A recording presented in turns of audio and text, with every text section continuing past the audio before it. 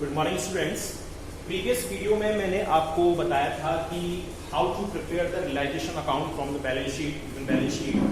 Now today we start एक new question and in this question we have to prepare all the accounts with the help of journal entries.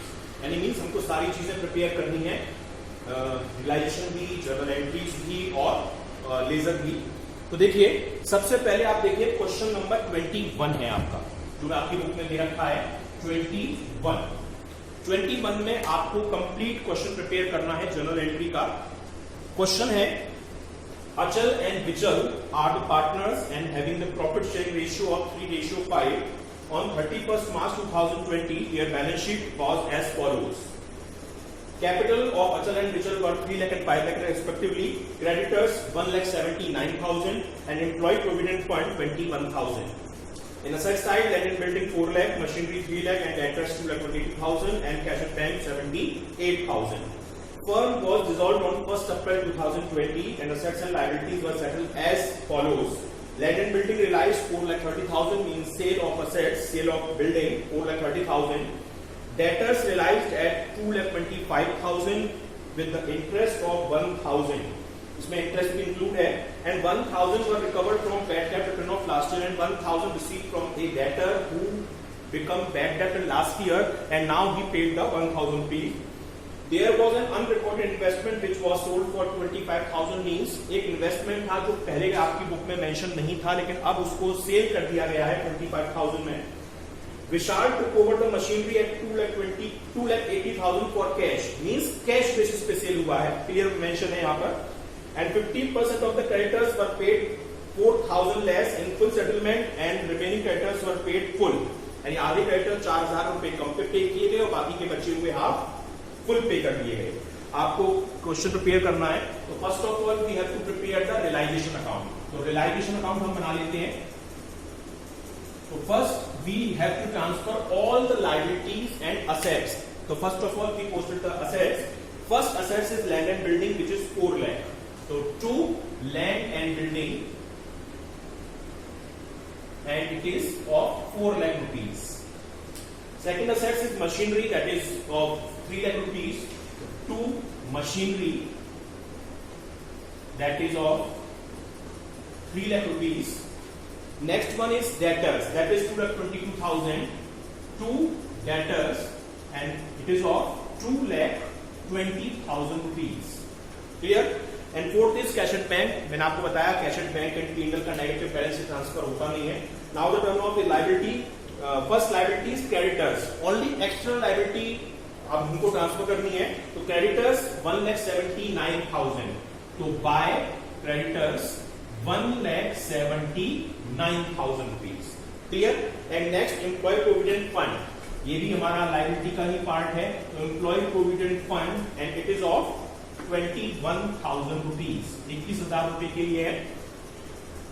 नीचे देखिए, land and building were realized at 4,30,000। Land और building realize हो गई और ये हम ये किस नाम से शो करेंगे? बाय बैंक के नाम से। बाय लैंड एंड बिल्डिंग कितने की सेल हुई है? 4,30,000 रुपीज की। Next one is debtor realize 2,25,000। तो डेटर्स भी शो करेंगे 2,25,000 and 1,000 recovered from a debtor, bad debt recovered। तो यहां लिखेंगे हम bad debt recovered 1,000 rupees। Clear?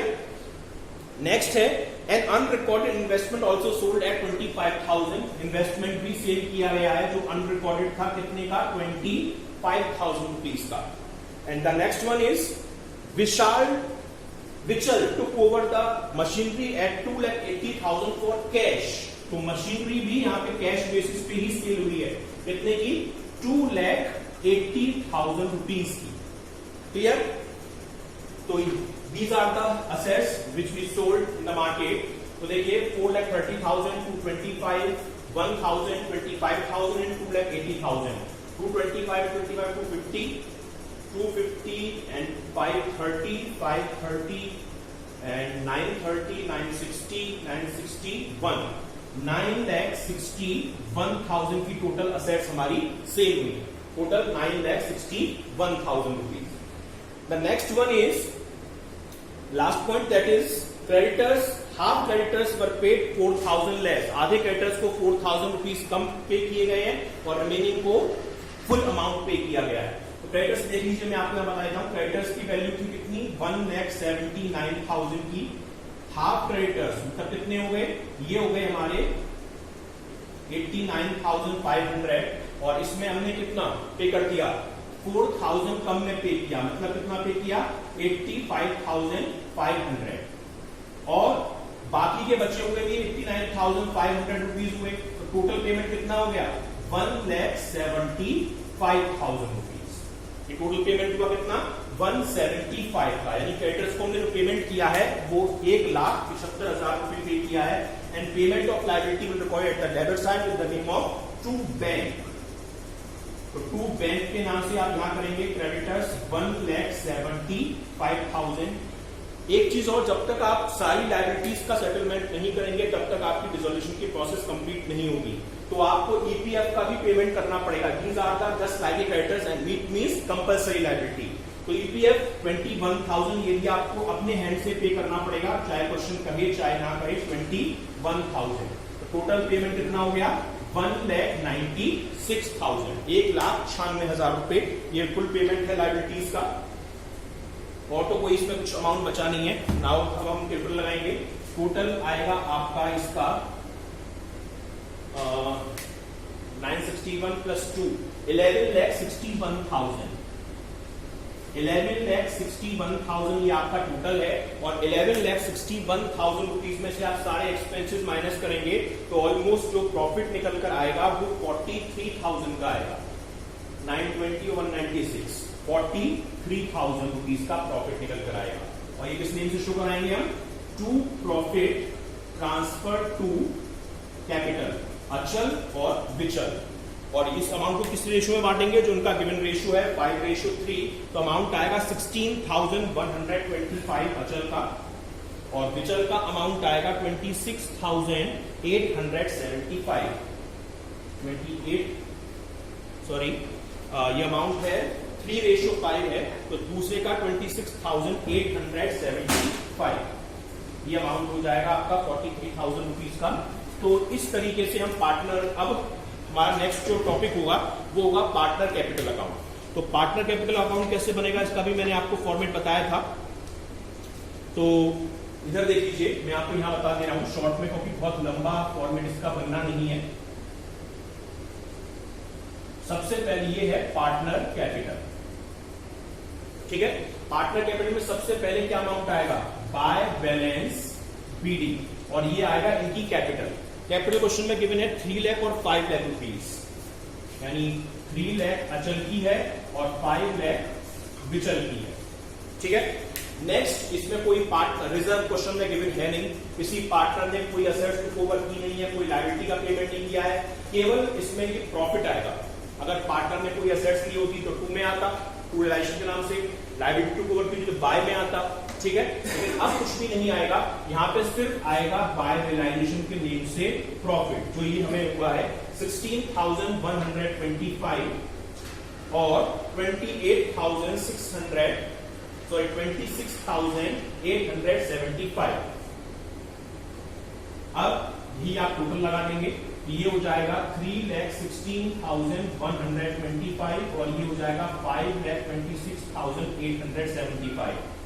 ये आप यहां लिख देंगे 3,16,125 और 5,26,875 और ये लिखा जाएगा टू बैंक के नेम से, ठीक है। क्योंकि तो पार्टनर कैपिटल का जो भी फॉर्मेट होता है उसका बैलेंस सीडी के नाम से लिख के हम बैंक के नेम से लिखेंगे। Now we have to prepare cash और बैंक अकाउंट।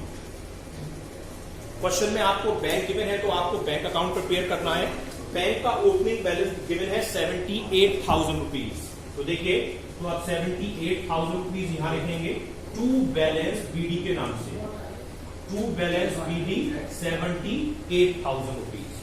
अब जितनी भी असेट्स आपकी सेल हुई है, मींस ये वाला अमाउंट, तो सेल ऑफ असेट्स है, वो आपको लिखना है यहां पर टू रियलाइजेशन के नेम से। टू रियलाइजेशन 9,61,000, जो सेल ऑफ असेट्स का अमाउंट है वो आ जाएगा आपका। ठीक है। नेक्स्ट पेमेंट ऑफ लायबिलिटी जो ये वाली है वो बाय साइड में आएगी, बाय रियलाइजेशन के लिए से बाय रियलाइजेशन, और टोटल पेमेंट कितना किया है आपने 1,96,000 रुपीज का, ठीक है। अब इन द लास्ट जो कि और कोई अमाउंट है नहीं, रियलाइजेशन एक्सपेंसेस आपने पे किए नहीं है, बाकी कुछ नहीं है, तो ये जो अमाउंट निकल के आया है बैलेंस का, ये क्रॉस पोस्ट हो जाएगा, यानी 2 में आया है तो बाय में, अगर बाय में आता तो 2 में पोस्ट हो जाएगा। यहां पर 2 में आया तो कहां पोस्ट करेंगे आप, बाय साइड में, तो यहां पे आएगा बाय अचल कैपिटल और बाय विचल कैपिटल। अचल का बैलेंस कितना है 3,16,125 और विचल का है 5,26,875। अब आप जस्ट आपको टोटल लगाना है, टोटल अगर आप लगाएंगे कितना आएगा, ये आएगा 10,39,000 रुपीज, ठीक है। टोटल अमाउंट हो जाएगा 10,39,000 रुपीज। ये दोनों साइड आप यहां लगा देंगे 10,39,000, तो ये आपका अमाउंट हो जाएगा। ये कंप्लीट क्वेश्चन है जिसमें आपको सारी चीजें प्रिपेयर करनी है, किस चीज की, रियलाइजेशन से रिलेटेड, पार्टनर कैपिटल से भी, और कैश अकाउंट। अब जर्नल एंट्री कैसे बनाएंगे, जर्नल एंट्री भी आप यहां देख लीजिए, मैं आपको बता देता हूं। जर्नल एंट्री में सबसे पहले तो ट्रांसफर ऑफ असेट्स की एंट्री है, जो आपने ये 3 असेट ट्रांसफर की थी, तो इसकी एंट्री क्या होगी, realisation account debit to land and building, to machinery और to debtor. Land and building की जो वैल्यू थी 4 लाख रुपीज थी, और मशीनरी की 3 लाख रुपीज थी, और 2,20,000 डेटर्स की वैल्यू थी, यानी टोटल था 9,20,000, ठीक है। अब you have to transfer these liabilities, तो इसकी एंट्री क्या हो जाएंगे, liability debit to realization account, तो मींस क्रेडिटर्स अकाउंट डेबिट और employ provident fund account debit to realization account. 179 के क्रेडिटर्स की वैल्यू है, 21,000 ईपीएफ है, टोटल 2 लाख रुपीज ट्रांसफर हुए हैं। Now you have to pass the journal entry of sale of assets, तो sale of assets की entry क्या थी, bank account debit to realization account. जो टोटल अमाउंट सेल हुआ है मींस ये वाला, इससे कंबाइंड एंट्री आप पास करोगे, कितने की, ये एंट्री हो जाएगी 9,61,000 रुपीज, 961 की ये हो गई। Now you have to pass the journal entry of payment of liability, means ये वाली एंट्री 2 बैंक के नाम से जो है, तो इसकी एंट्री क्या हो जाएगी, realization account debit to bank, और 1,96,000, 196 की ये वाली एंट्री पास कर दी आपने। Now you have to pass the journal entry of profit of realization, that means this entry, that is realization account debit to partner capital, to realization account debit to achal capital and to vichal capital। Profit हुआ था 43,000 का, और अचल का share था 16,125 and 26,875 rupees. And in the last आपने जो partner capital बनाया था उसका जो बैलेंस निकल के आया था, उसकी एंट्री आप पास करेंगे कि आपने अमाउंट रिकवर किया है इन दोनों से, तो उसकी एंट्री आप क्या पास करेंगे, Achal capital account debit, Vichal capital account debit to bank.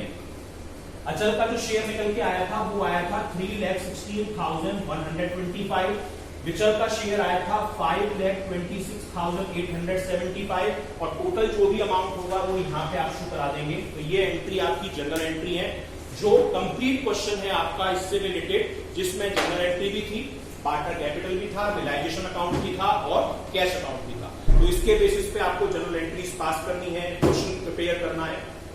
Thank you.